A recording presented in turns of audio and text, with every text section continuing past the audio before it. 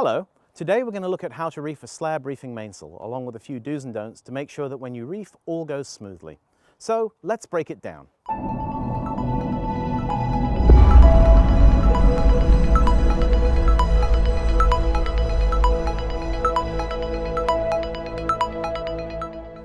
I'm here with Toby from Sunsail, and Toby is the operations manager responsible for the fleet at their Port Solent base here in Portsmouth.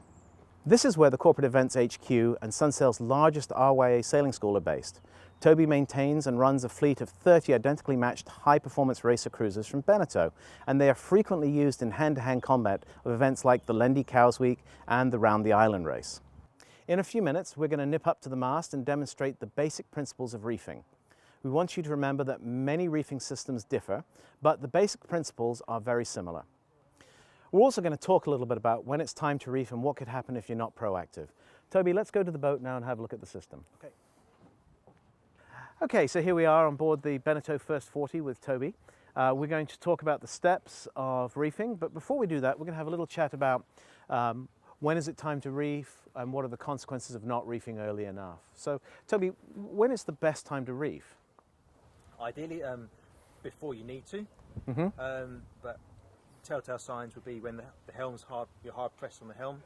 So I'd definitely be thinking about putting a reef in at that point in time, both for the safety of the crew and the comfort of the crew. Right, and will putting a reef in slow you down? Will it affect performance adversely? No, not at all. When the wind gets up, you'll be going as fast as anyone else without a reef. Probably even faster because you'll be more under control. Yeah, so the boat will be better under better control. It'll be a more comfortable ride and all of that sort of thing. Is there any value in reefing before you go out? Ideally, it would be great if you have a look at the weather forecast and you think the breeze is going to get up. Then I'd definitely put a reef in. It's much easier to shake a reef out than it is to put a reef in. Yeah, that's true. Okay, so why don't we have a quick chat about the processes and the steps involved in reefing, and then once we've done that, we can look at the actual parts. We're not actually going to reef the boat at the dock, but what we're going to do is we're going to talk about the steps involved, and then we're going to actually physically show you how these bits and pieces and these steps work and how they're implemented.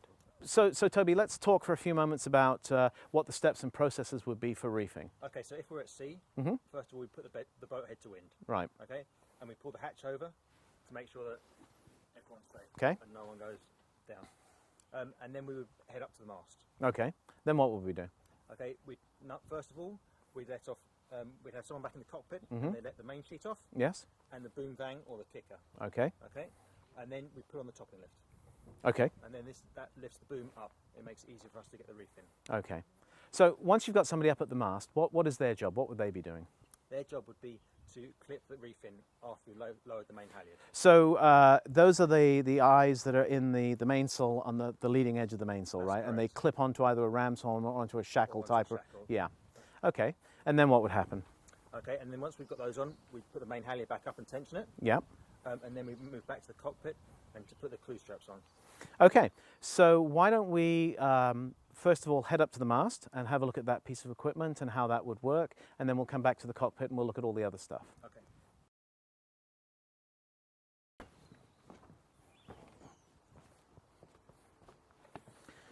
Okay, Toby, so let's run it through. Tell us what you do here. Okay, so first of all we'd put the topping lift on. Right.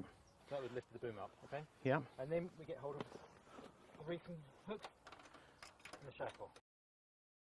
And put them on. Yep. And then we put the main halyard back on. Retension the halyard. Okay, and then our job up here is finished, right? Our job up here is finished. Okay. Let's go back to the cockpit.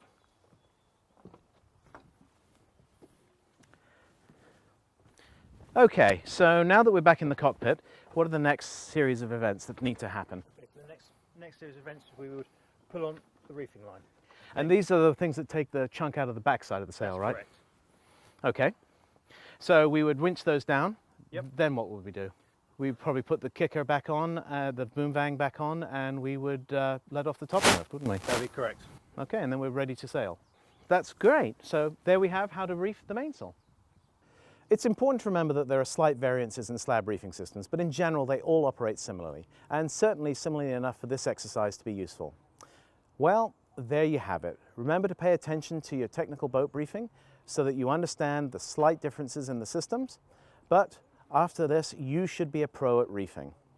Next week Toby and I will be discussing top tips on battery management and power generation so that you won't have to have any issues with power during your charter and your beer will stay cold. If you've enjoyed this short video, please share it, like it, and subscribe to our YouTube channel. And as always, if there's a topic you'd like for us to cover, please pop it in the comments section below and we'll do our absolute best to cover it. Thanks and have a great day.